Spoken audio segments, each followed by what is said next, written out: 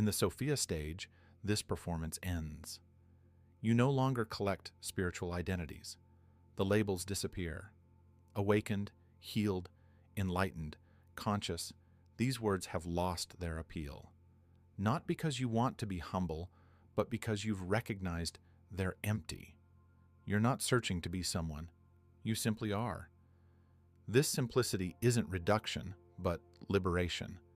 The endless comparisons stop. That you no longer measure your vibration against others. You don't judge who's conscious and who's asleep, who's figured it out, and who's still stumbling in the dark. Every being is exactly where they need to be, in their own perfect chaos, in their own necessary development. This recognition brings a deep stillness with it. You can sit with someone who's just beginning their journey and feel no urge to enlighten them. You can watch someone make the same mistakes you made and not interfere. This isn't indifference. It's profound respect for the sacred timing of each soul's unfolding. Your spiritual practices, if they still exist, are no longer obligations. You don't meditate to prove you're disciplined. You don't do yoga to demonstrate your progress. These actions have become natural expressions, like breathing or walking. When they happen, they happen. When they don't, that's completely fine too. There's no inner voice condemning you anymore. Why is Sophia so invisible to the spiritual world? Because it offers no show, no dramatic healing experiences, no spectacular awakening stories, no promises of quick transformation. It's quiet, discreet, almost imperceptible.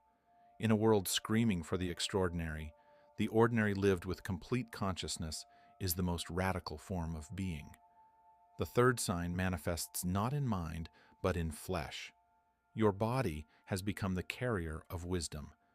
Polyvagal theory, developed by Stephen Porges, shows how our nervous system shifts between different states: fight, flight, freeze, or social engagement.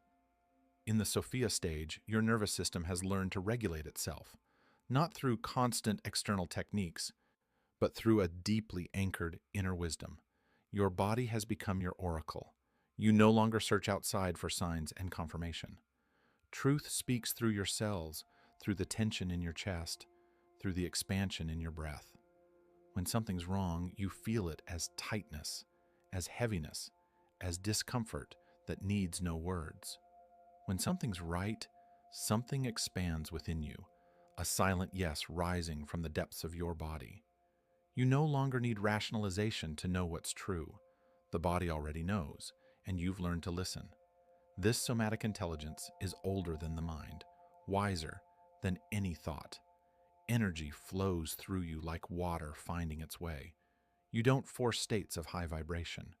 You don't suppress moments of stillness and withdrawal. There's an organic dance between expansion and contraction, thus between giving and receiving, between activity and rest. This rhythm isn't controlled, it's lived. You've stopped trying to maintain a constant state of bliss or enlightenment. You understand that the low notes are as essential to the symphony as the high ones.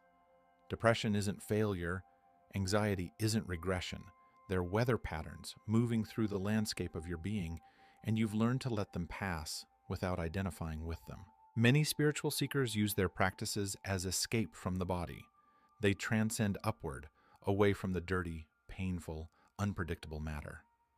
Sophia is the complete return to conscious embodiment. Spirit and matter are no longer at war. They dance together, two aspects of the same existence, united in you. Presence in the body is the most concrete sign of Sophia. It's not about constant transcendental experiences, out-of-body journeys, or mystical visions.